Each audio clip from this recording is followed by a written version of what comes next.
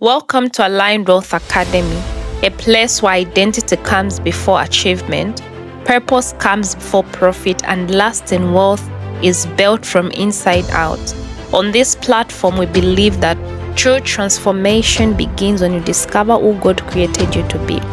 Because when your identity is aligned, your decisions will become intentional and your vision becomes clear, and your life begins to reflect your God-given purpose.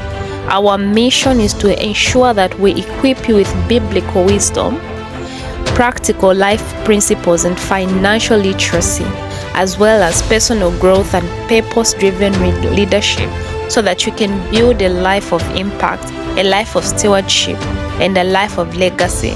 So whether you are searching for clarity, you are trying to rebuild your confidence, you're growing your finances, you're strengthening your mindset, or you're discovering your true calling, you're in the right place.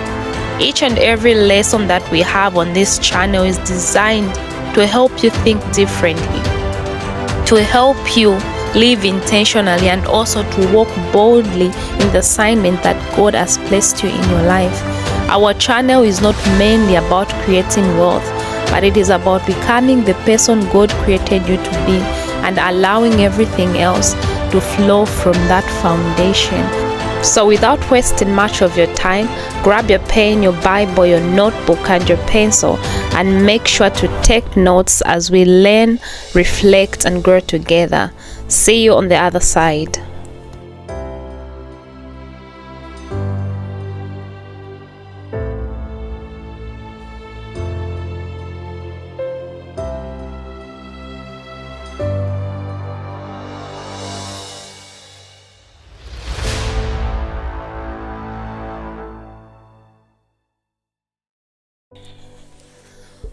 Welcome everyone to lesson 5 of Building Kingdom Wealth.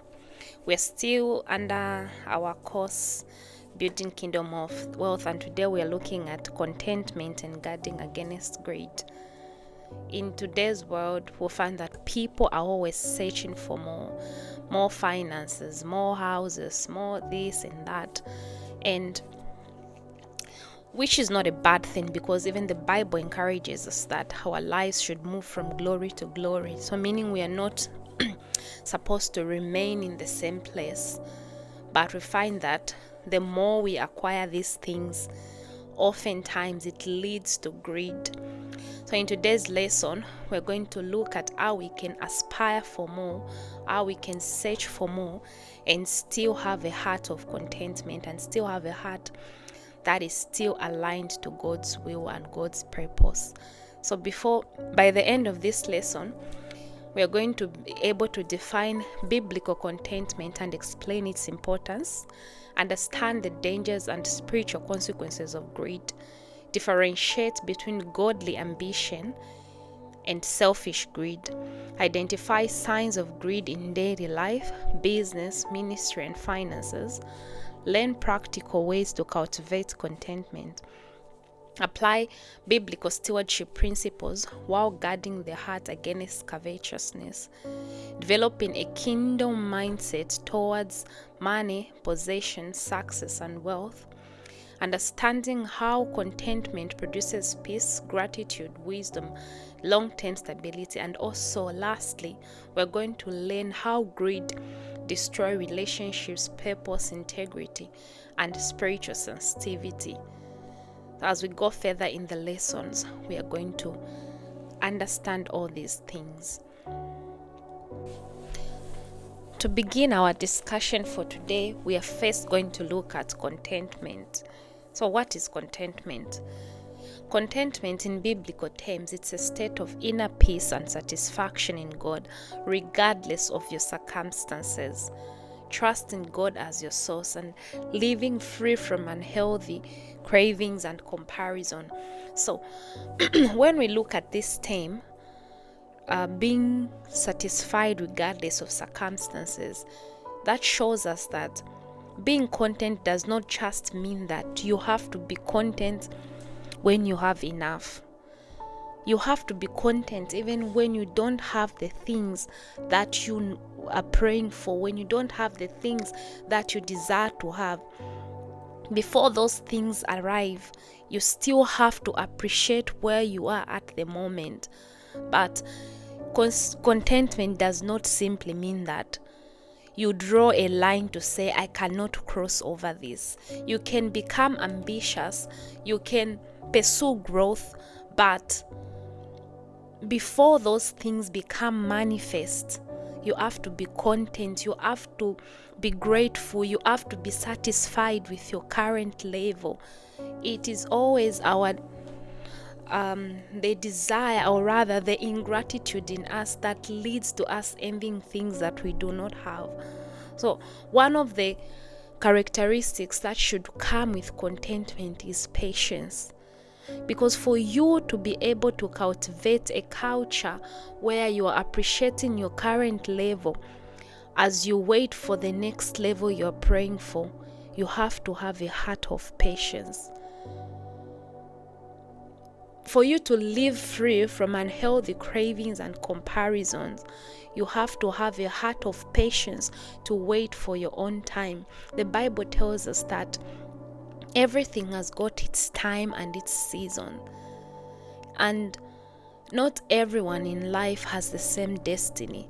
So your current level is where God has assigned you to be at that time and at that season.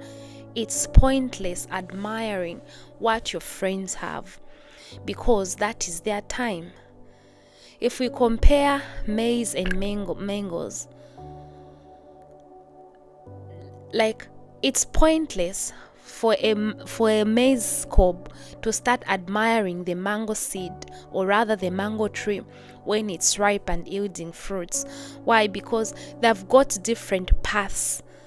The way they are cultivated, the way they are harvested, and everything, their process of from seeds to growth is different.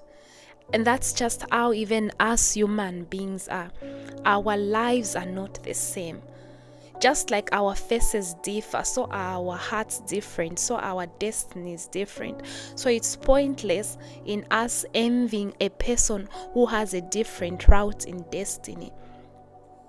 In order for you to be content, to reach a state where you appreciate where you are, you need to understand times and seasons. So understanding the process of times and seasons, understanding your path in destiny, will prevent you from living a life of unhealthy comparison, craving for things that are not even in line with your destiny. We need to learn to walk in alignment with God. We need to learn to walk in alignment with the life that God has purposed for us, and appreciating God that for what you have provided for me now, I am grateful. But the Bible tells us that our lives should move from glory to glory. So in as much as we are waiting for those times to be manifest, we need to appreciate where we are. So contentment means you are being grateful, but you are not stagnant. You have a growth mindset. You are ambitious, but you are not consumed to the point that until it happens, whereby you now even start sourcing other means, whereby you start compromising to standards. You go over your values. You should not be consumed with success in that way. We should pursue success, but we have to understand that growth is a process. So even as we are nurturing that growth, we pursue it without worshiping that success. So we need to cultivate this culture of contentment. And how do we do that? We'll learn further in the lesson, but one of the things is practicing gratitude. Gratitude for where we are, gratitude for what we have, gratitude for the things around us. Those are one of the things that leads to us being content with what we have. The key scripture in Philippians 4 verse 11 to 13, Paul was expressing how he was describing to us the things that he had gone through. Like, he went through abundance, he experienced lack, he experienced persecution, he experienced hardship, yet his peace was still rooted in Christ and not the things that he had. And in 4 verse 13, he further goes on to say that I can do all things through Christ who strengthens me. So most of us always quote Philippians 4 verse 13. But when we go back, before he said he could do all things through Christ who strengthens him, he was explaining to us the things that he had experienced in life. And he said he had learned to be content in whatever it is that he had, in whatever state he was in. So we find that Paul was content when he had abundance. He was content in lack. He was content when he was being persecuted. He still had that heart of gratitude because he understood that nothing lasts forever. Things happen in seasons. So we have to cultivate that culture that Paul had as well, in order for us to be able to be content with the things that we have. So a disclaimer against contentment is that contentment does not mean laziness, like I've explained. It doesn't mean refusing to work because we have said now you need to be content with what you have. It means you draw a line, you draw a circle to say, me, I'm content with here where I am. No wonder previously I mentioned to say it's being grateful for your current state while you are waiting for your next state. Even in Proverbs 10 verse 4, the Bible tells us that lazy hands make for poverty, but diligent hands bring wealth. So God will honor your diligence, and wealth doesn't happen overnight. So in you moving from that state where you are in a state of poverty to wealth, it will take time. And what will shield you from greed is having a heart of content. In Habakkuk 2 verse 2, the Bible reminds us that we should write a vision and make it plain, that he may run who reads it. So it goes on further to say that though a vision takes time, it will surely come to pass. Meaning, things don't happen overnight. Growth doesn't happen overnight. Even for children, when a woman takes in, from the time of conception to the time of delivery, there's a period of 9 months. So what will prepare that woman to come and celebrate that child when it's born? It's the gratitude and trust in the process, being content with whichever month she's in, being content from conception to delivery, being content to say, this at this time, this is what I have now. At this time, my child is just a month old. It doesn't mean that that child will remain a month old forever. As time is going, it is pushing her towards the day of delivery, to when she is going to hold that child in her hands and hear the cry of the child in her house. So there are a lot of examples around us that shows that you can never run from these laws, from these principles of life. The moment you run from these principles of life, life will cheat you. So we have to cultivate this culture and trust that things happen in process. But contentment is not laziness, it's not drawing a line, or it is not lack of vision, but it is trusting the process, being content that in this level I am in now, before the next level, I should appreciate what I have now. Contentment is not settling for mediocrity or accepting defeat. When you face repeated failures, then just because you heard you need to be content, you say, no, okay, since this has failed, let me be content with what I am now. No, contentment is not settling for mediocrity. It means your identity is not dependent on possession. Your peace is not controlled by money or your value determined by status. But it is you being grateful with your current state as you pursue more. So that being said, what is greed? So greed is an excessive desire for more, covetousness, self-accumulation, placing wealth or possession above God and people. So there's a thin line between a person who's content and a person who's greedy. It's a very thin line. In us wanting more, or rather in us aspiring to get more, there's a very thin line before you step into being greedy. The moment you discover that your desire for more is becoming excessive to the point that you are placing a value on what you are chasing rather than on God and the people around you, you have crossed that line and entered into greediness. We've got a lot of examples around us. We've got people kidnapping other people in order for them to gain wealth, in order for them to gain money. We've got people doing rituals in order for them to gain money. They have moved from desiring more now into being greedy to the point that they do not value anything else. They do not value the people around them. They do not value God. They do not value peace. Instead, their desire to aspire for more has now pushed them to a point that they can even kill in order for them to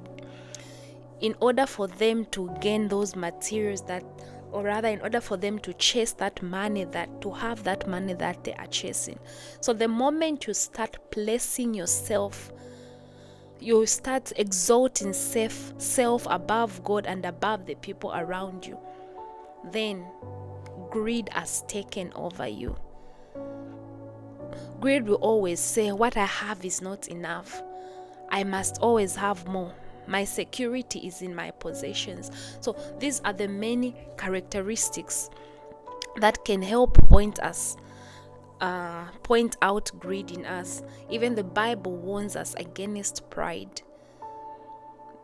The Bible reminds us that pride goes before a fall. And you find that a person who is greedy usually has pride. Why? Because these go together. No wonder each and every time we have to search our hearts. The Bible reminds us that, search my heart, O Lord, and see if there's anything within me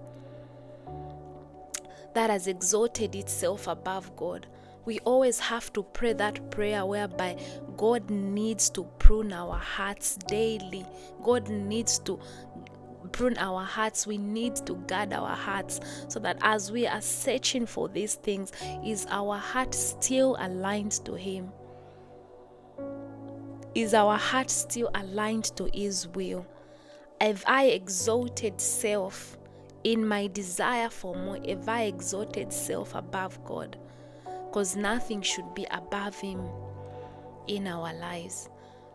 In Luke chapter 12 verse 15, the Bible warns us to take heed and beware of covetousness, for a man's life consists not in the abundance of things which he possesses. So Jesus warned strongly about greed, because greed will always attack the heart. And the dangers of greed is that greed will always replace God. When greed enters the heart, your money will become an idol. Your success will become worship, and your possessions become your identity. When we look at identity in our previous lessons, we discussed what it means to have to, in order, like what identity means in Christ. So each time that you attach your identity to your possession, you have become a greedy person, because you have exalted your identity above God. You have attached your identity to your possession. And these are the people you find that when they lose these things that they have, when they lose these possessions, they feel like a part of them has gone, a part of them has been taken away. People who see money as an idol, the moment that money is taken from them, they can die, because they had attached, their heart is so much attached to this money, their heart is so much attached to their success. There are people even in our current world whereby the moments that they become successful, they want people to be worshiping them. We see this with musicians, we see all these things with pastors and these others. So when you see such a person, their greed has replaced God. Matthew 6 verse 24 tells us that you cannot serve two masters at the same time. You will love one. And it goes further on to tell us that you cannot serve God and mammon. So anything that is controlling your heart more than God becomes an idol. We have to watch ourselves. Sometimes our jobs can lead us to being greedy, whereby we always want more. You want the highest position to the point that you can even kill your friend. We've heard all these stories. These are not things that I'm making up, but we've had stories whereby someone, especially in our African setup, where someone went and did witchcraft on another person just because they heard that the position they were competing for, their friend was being considered. We've had situations where people have had to lie against their colleagues just so that they cannot be considered for a position that they are both competing for. So these are the dangers of greed, whereby it replaces God in your heart and you exalt self. You exalt self above God. The second danger of greed is that it will destroy your contentment. It will create an endless dissatisfaction, whereby even when what you have is enough, you will always be comparing yourself. You will always be complaining, always feeling behind, because you look beyond what you have and you're always looking at your neighbor's house. Even the Bible tells us that you cannot remove from your neighbor's eye while you're ignoring the log in your own eye. So it has to start with where you are. Appreciate where you are, so that you do not destroy that contentment. When you realize that you are having endless dissatisfaction, never celebrating others, today you bought a car, tomorrow your friend buys a different car from the one you have, you start admiring what they have. Appreciate people and be content with the things that you have at the moment. Greed will always create emotional exhaustion, because you are overused. What can I say? Anyway, greed will always create emotional exhaustion. So greed will always lead to compromise. Many people will lie, they'll manipulate, they'll exploit, they'll steal, betray, and deceive others because of uncontrolled desire. Like I explained earlier, that sometimes people go to the extent of even killing others that they are competing with for the same position. These are things that we see daily in our workplaces. These are things that we see in our lives, in families, and all that. Greed will always bring ruin. The greedy bring ruin to their households, according to Proverbs 15 verse 27. Greed will always destroy relationships. because it will be accompanied by jealousy, competition, betrayal, selfishness, and exploitation. People begin valuing money more than people. In relationships whereby you are jealous of your friend, you are competing against your spouse, there's betrayal and all those things. They come about as a result of greed. We've had many stories where we've heard couples killing each other because of money. Someone going to lie as far as lying against their spouse because of money. Someone, because of their wealth that they have accumulated together with their spouse, they become greedy. They want now to go and file for a divorce so that those things can be split, even maybe 70-30%. So all these things, they come as a result of greed. That is how greed destroys relationships. And greed will always open doors to spiritual blindness. It will make you ignore convictions. We all have that inner conviction that tell us that what you are doing is wrong. But a greedy person will ignore that conviction. A greedy person will always justify their sin, neglect prayer, lose sensitivity to God, and also chase status. Why? The Bible tells us that God cannot strive with the spirit of man.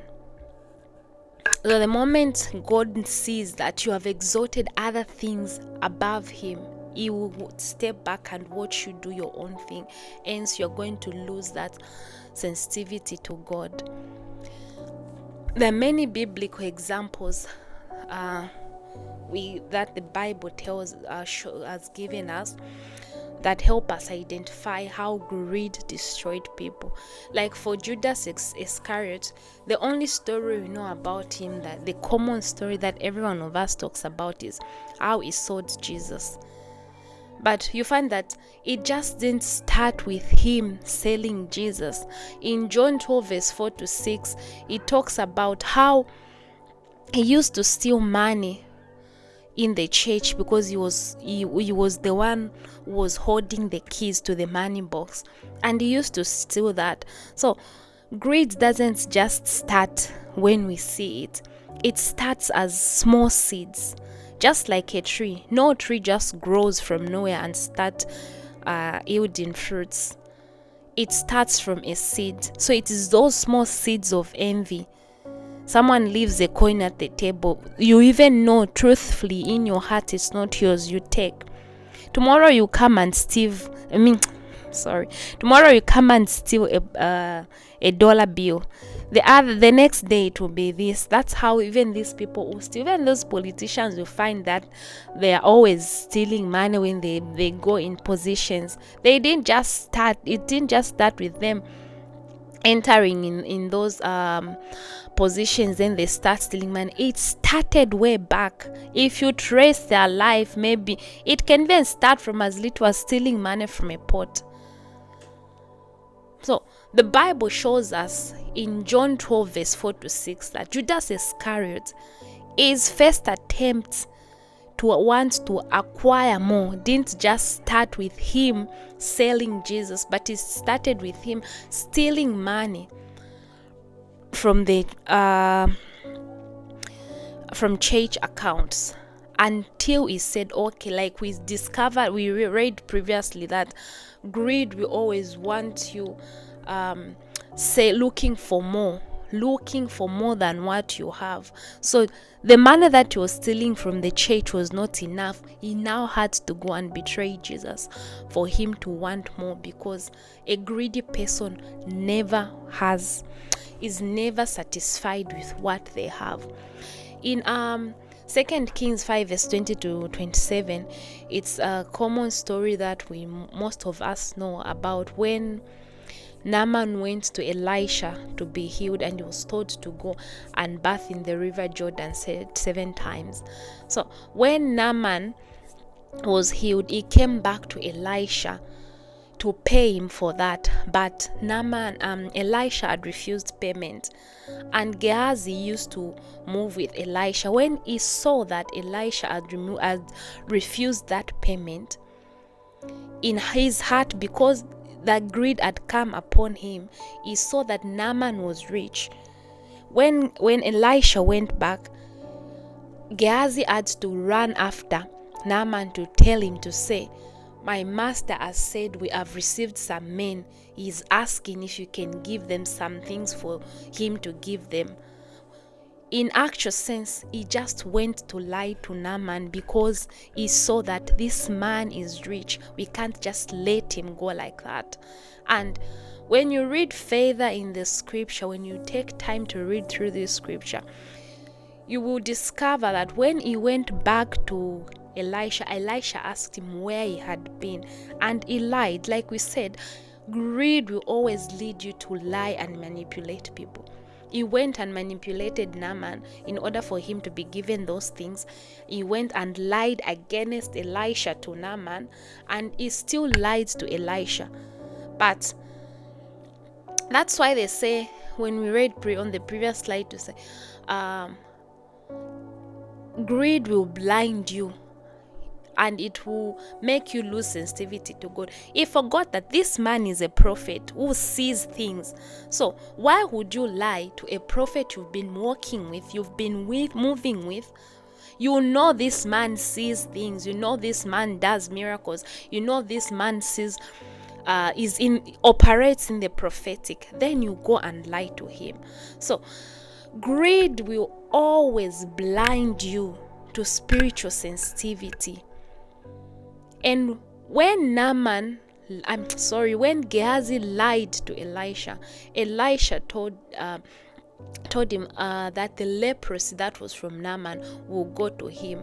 And the Bible tells us that he went away as white as snow.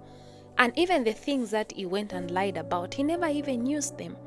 So we need to be content with what we have, because the end goal of greed will always lead us to penury. And in the story of Acts 5 verse 1 to 10 about Ananias and Sapphira, they lied about money while pretending to be generous. In chapter 4, I think verse 36, somewhere there, it was about the apostles, whereby the people around them were selling the things that they had, were selling their possessions and bringing all that they had to be used among that group of people. But Ananias and Sapphira also, they wanted that recognition that the people that were in that group wanted, they were being given. So what they did was they went and sold their land. Instead of them bringing that money that they sold their land for, bringing it to the apostles, they kept part of it and still wanted the recognition that the people who had surrendered everything were being given.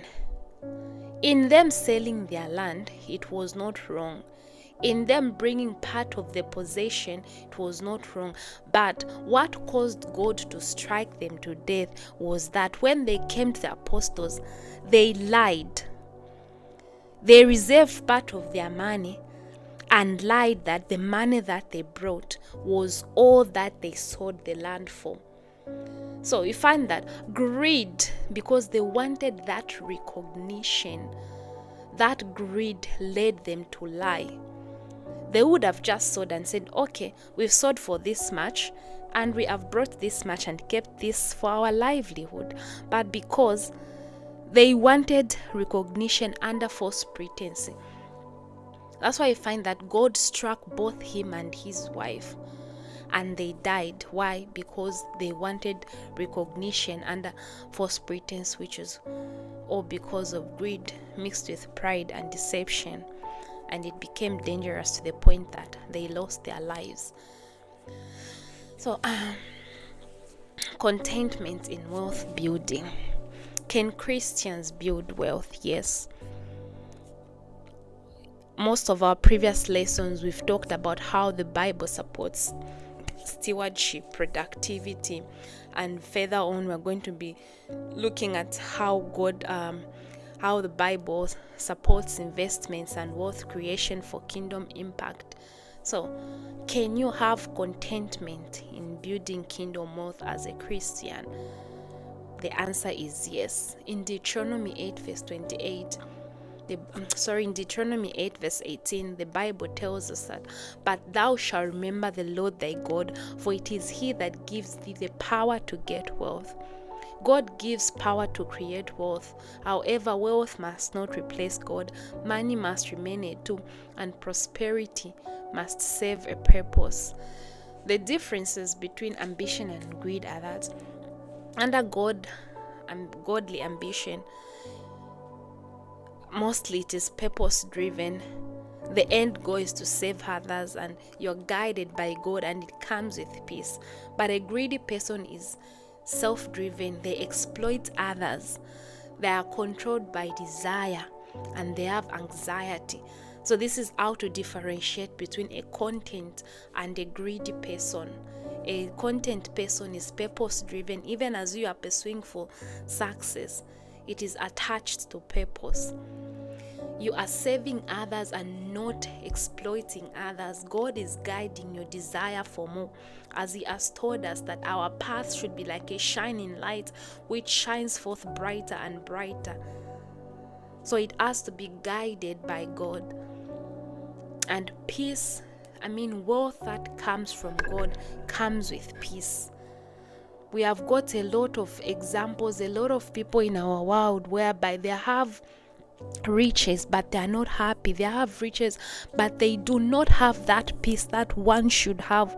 When you have enough, when you have rest round about, God tells us that I will give you rest round about. God gave Abraham rest round about. That means that when you have all that you need, when your barns are full, your children have gone to school, you have houses, you have cars, you have businesses running, you have resources, and it has to come with peace and rest. That is how you know that the things that I have acquired, they were guided by God. It comes with peace. The Bible reminds us that God is a God of peace. He's not the author of confusion. He reminds us not to be anxious for anything. So when we have things and we do not have peace, we need to search our hearts. What was the foundation of these things that I have? Why don't I have the peace that comes with God? The Bible tells us that God's blessings, God's riches bring peace and they add no sorrow to them. So if the things that we have right now are not giving us peace, we need to look at the foundation. How is my heart right now? How did I attain these things that I have? Did I exploit others? Was it guided by God, or was it controlled by my desire, my endless desire for more? Was it self-driven? What was my main purpose for acquiring these riches that I have? What was my main purpose for acquiring this wealth that I have? Was it purpose-driven or self-driven? What was the end goal in mind in me chasing for more? When we ask ourselves these questions and gauge, it will help us know if it was godly ambition or it was greed that led us to where we are now. So what are the signs of greed? Number 1, constant comparison. You are always measuring yourself against others. When someone does something, you are not satisfied within you. You want to be more than them. Like I said earlier on, each of us has a different journey in life. Each of us has a different route that we are going to get to our destination. We may be in the same life, in the same jobs, in the same houses. We may be under the same atmosphere, so to say. But our paths and our destinies are different. just like our faces, so our destinies. Galatians 6 verse 4 tells us to examine our own works. Each one should test their own actions. So gauge your growth based off of your own works, not what someone else is doing. You may end up admiring a path that's not yours. We are all called in different things. As a teacher, you can't be doing an exam of a nurse. As an engineer, you can't be doing an exam of a psychosocial counselor. You will fail. So we have to gauge ourselves against our own works. Ask yourself, me as a person, where am I going in life? What is my purpose? What is my calling? That way, we are going to minimize unhealthy comparisons. Your inability to celebrate others is also a sign of greed. You become jealous when others succeed. Obsession with money. Always thinking about money while neglecting spiritual growth. Deuteronomy 8 verse 18 reminds us that it is God who gives us the power to get wealth. So if we neglect the God factor, then we have entered greediness. We have graduated from contentment to greediness, because now we have gone to a realm where we are constantly obsessed with money while neglecting our source. In one of our previous lessons, we talked about channels and sources. God is the source and every other medium is a channel. So when you cut off the source, how do you expect wealth to flow to you?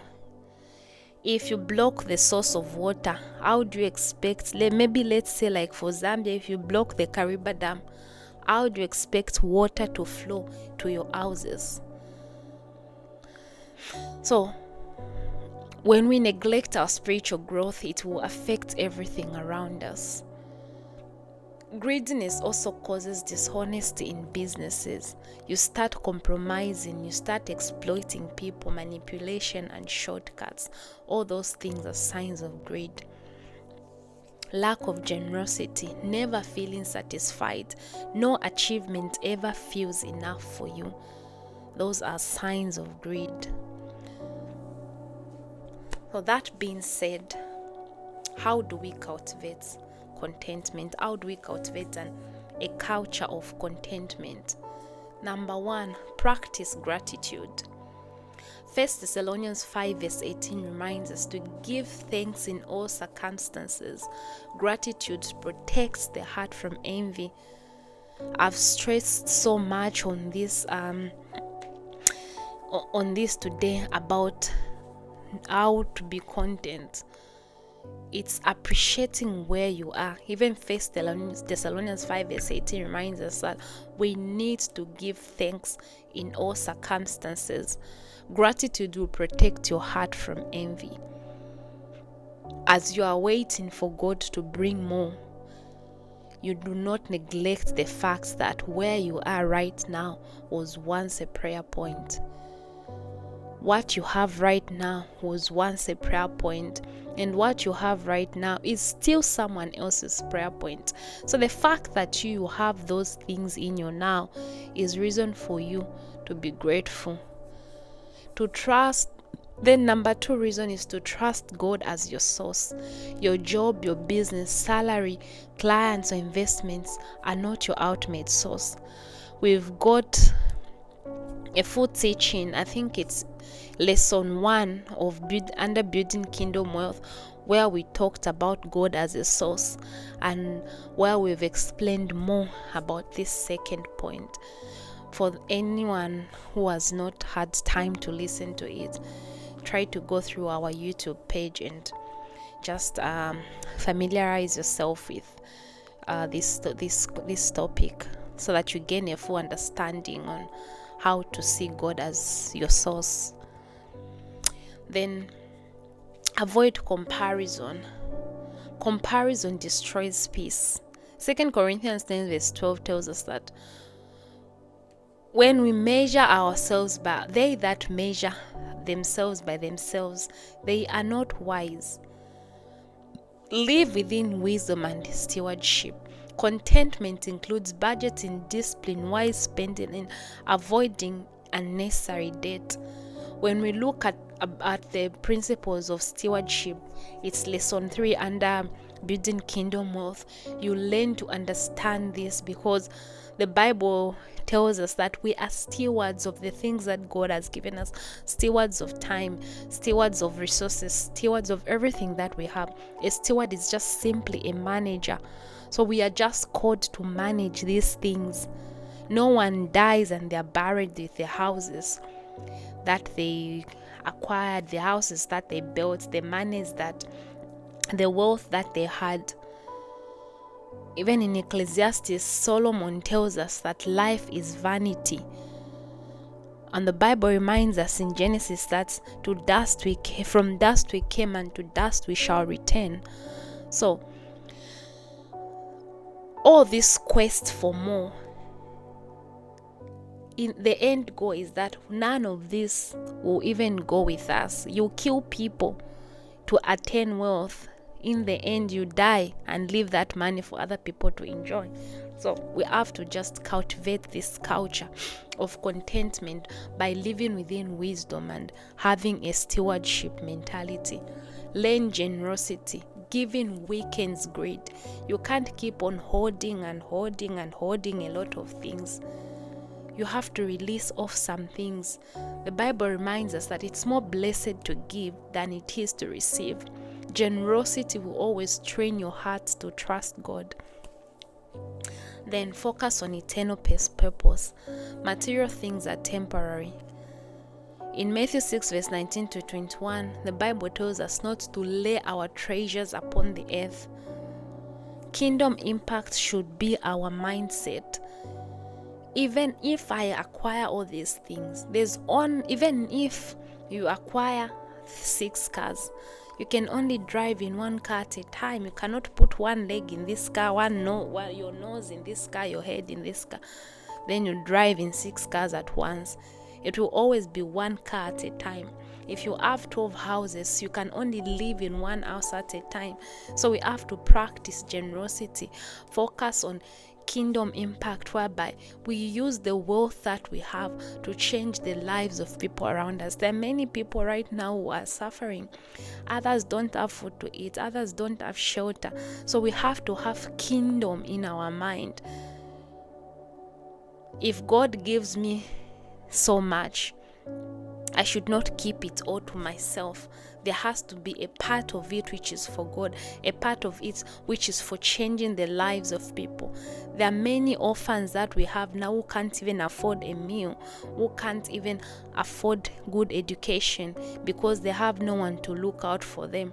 As you are aspiring to gain wealth, you should have such people in mind. We've got the less privileged, people who are disabled, people who can't do anything to earn a living. I'm not talking about lazy people who just don't want to work, but we've got a lot of people around us whom we can impact with the things that we have. That's why we are called to be stewards, to manage what we have, the resources that we have. Because the Bible tells us that we should not lay treasures upon the earth. And there's a verse in the Bible which says that he who gives the poor to the poor lends to God. So we have to have eternal purpose in mind, in as much as we are searching for more. Contentment in business and entrepreneurship. So this is for those of us who are in business. In entrepreneurship, greed can appear as obsession with profit, exploitation, burnout, pride, impatience, unethical shortcuts. So as godly business owners, we must value integrity over fast money, prioritize people over profit, build sustainably, operate with honesty, and avoid corruption. So to conclude our slides, so to say, what are the benefits of contentment? 1, it will bring you peace. Contentment will always remove unnecessary anxiety. It brings emotional stability. You'll stop living under pressure to impress others because you know that where I am now is enough for me. You become a better steward, and being a better steward helps you make wiser choices. Being a better steward will make you live within your means and all those things. It will help you build stronger relationships. Why? Because your relationships will not be accompanied by envy, unhealthy competition, jealousy, and all that. You build stronger relationships as a content person. Spiritual sensitivity, your heart will always remain open to God because you've exalted nothing else above Him. And another benefit is that it will lead you to long-term success. Greed will always seek shortcuts. You will always look for quick money schemes. But contentment helps you know that wealth is built patiently. Hence, that culture of patience will lead to long-term success because you went through the law of process. The powerful scripture, we've got some scriptures on contentment, which is one of them is 1 Timothy 6 verse 10. This verse, mostly people always talk about the love of money being the root of all evil, and most times people omit the word love. They just say money is the root of all evil. When you read from 6 to 10, it describes what leads to that love of money and how we can guard our hearts against it. And it reminds us that godliness with contentment is gain. Hebrews 13 verse 5 reminds us to keep our lives free from the love of money and be content with what we have. Psalm 23 verse 1 reminds us that the Lord is our shepherd, we shall not want. Other versions tell us that we shall not lack. Proverbs 30 verse 8 to 9, here the Bible is telling us that give me neither poverty nor riches, but give me that which is my need for the day. And in Ecclesiastes 5 verse 10, it tells us that whoever loves money never has enough. So the Bible will always give you a balanced view of life. It showed us how greed led Gehazi to having leprosy. It led Judas Iscariot to selling Jesus, and in the end, the money that he sold Jesus for, he never even used it. He went and committed suicide and threw all the coins away, 30 pieces of silver. It has even given us a balance of how our lives, a picture of how our lives become when we have that heart of contentment. To end today's discussion, I would just like to remind everyone that contentment, as we've learned today, contentment does not mean you accepting mediocrity. It does not mean you accepting laziness or defeat or refusing to be ambitious. But it simply means that we have to cultivate a heart of gratitude as we wait for our next level, as we wait for our next phase in life. We need to be thankful for where we are and what we have. Like in the Bible, when Christ only had 5 loaves of bread and 2 fish, he gave thanks and it brought more.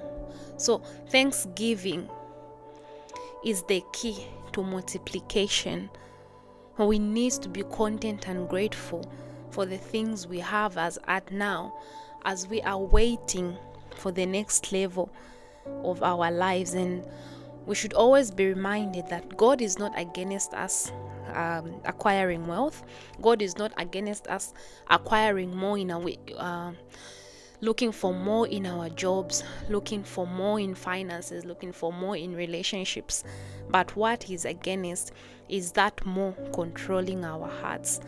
We need to build wealth with purpose, build wealth with integrity, and stay aligned with keep our hearts aligned with God, just like scripture tells us in Deuteronomy 8 verse 18 that it is God that gives us the power to get wealth.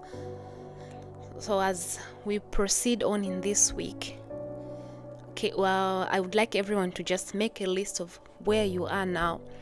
Make a list of the things that you have now and the things that you want, and take time to be grateful, to show gratitude for the people in your life, the things in your life, your current financial level. Be grateful as you wait for the manifestation of your next level. And also, to complete this lesson, I would encourage every one of us to go to our learning platform, finish the theory part, do the quiz, and there you will find some assignments and some reflection workbooks which you can use to gauge your life. Like, as we're in this journey of transformation, you'll be able to gauge if you're growing or not. We've got a lot of materials that can help you in that way. So just wanted to say thank you to everyone who joined today's lesson. Till next time, have a good day.